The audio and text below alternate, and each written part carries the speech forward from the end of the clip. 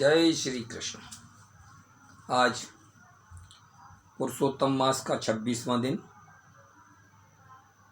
और श्रीमद् भागवत गीता के 18वें अध्याय का महात्म।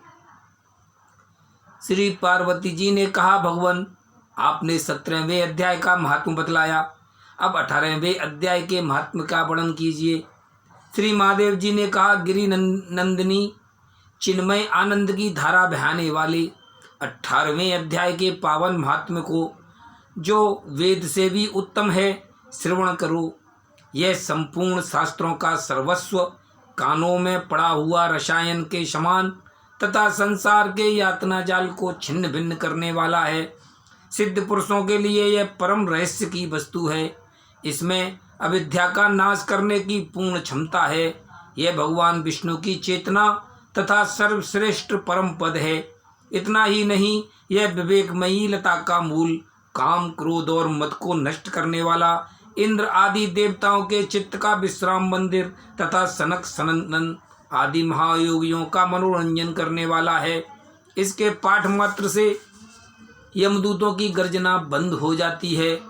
पार्वती, इससे बढ़कर कोई ऐसा रहस्यमय उपदेश नहीं है जो संतप्त मानवों के त्रिविध ताप को हरने वाला और बड़े बड़े पातकों का नाश करने वाला हो। 18वें अध्याय का लोकोत्तर महात्म्य है।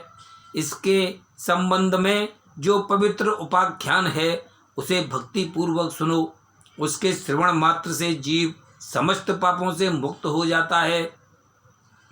मेरुगिरी के शिखर पर अमरावती नाम वाली एक रमणीय पुरी है।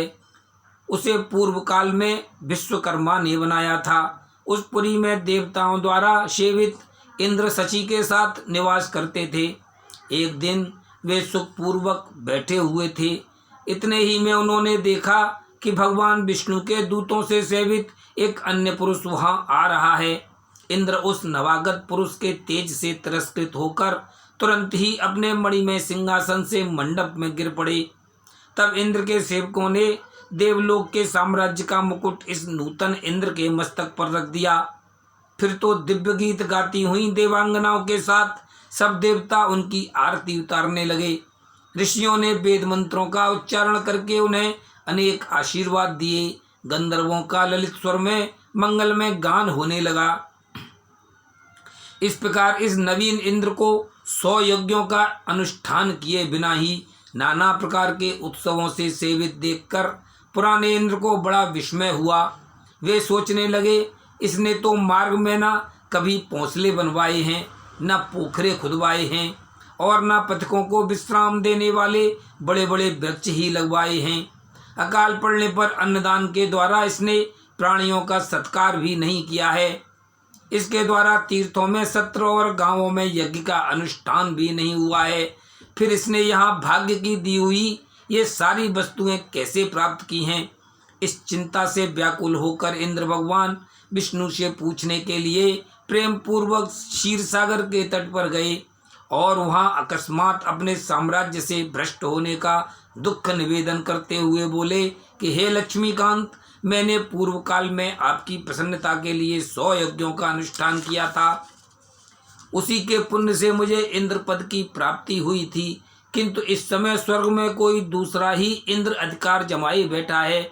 उसने तो न कभी धर्म का अनुष्ठान किया है और न यज्ञों का। फिर उसने मेरे दिव्य सिंहासन पर कैसे अधिकार जमाया है? श्री भगवान बोले, इंद्र वह गीता के 18वें अध्याय में से 5 श्लोकों का प्रतिदिन पाठ करता है। उसी के पुण्य से उसने तुम्हारे उत्तम साम्राज्य को प्राप्त कर लिया है। गीता के 18वें अध्याय का पाठ सब पुण्यों का शिरोमणि है। उसी का आश्रय लेकर तुम भी अपने पद पर स्थिर हो सकते हो। भगवान विष्णु के ये वचन सुनकर और उस उत्तम उपाय को जानकर इंद्र ब्राह्मण का वेश बनाए गोदावरी के तट पर गए। वहां उन्होंने कालिका ग्राम नामक उत्तम और पवित्र नगर देखा, जहां कालिका भी मर्दन करने वाले भगवान कालेश्वर विराजमान हैं। वहीं गोदावरी तट पर एक परम धर्मात्मा ब्राह्मण बैठे हुए थे, जो बड़े ही दयालु और वेदों के पारंगत विद्वान थे। वे अपने मन को वश में करके प्रतिदिन गीता के 18वें अध्याय का स्वाध्याय किया करते थे। उन्हें देखकर इंद्र ने बड़ी प्रसन्नता के साथ उनके दोनों चरणों में मस्तक झुकाया और उन्हीं से 18वें अध्याय को पढ़ा। फिर उसी के पुण्य से उन्होंने श्री विष्णु का सायुज्य प्राप्त कर लिया। इंद्र आदि देवताओं का पद बहुत ही छोटा है, यह जानकर वे परम हर्ष के साथ उत्तम वैकुंठ धाम को गए। अतः यह अध्याय मुनियों के लिए श्रेष्ठ परम तत्व है। पार्वती 18वें अध्याय के इस दिव्य महात्म्य का वर्णन समाप्त हुआ। इसके श्रवण मात्र से मनुष्य सब पापों से छुटकारा पा जाता है। इस प्रकार संपूर्ण गीता का पापनाशक महात्म्य बतलाया गया। महाभागे, जो पुरुष श्रद्धा युक्त होकर इसका श्रवण करता है वह समस्त यज्ञों का फल पाकर अंत में श्री विष्णु का सायुज्य प्राप्त कर लेता है। बोलो श्री कृष्ण भगवान की जय। बोलो श्रीमद् भागवत गीता की जय।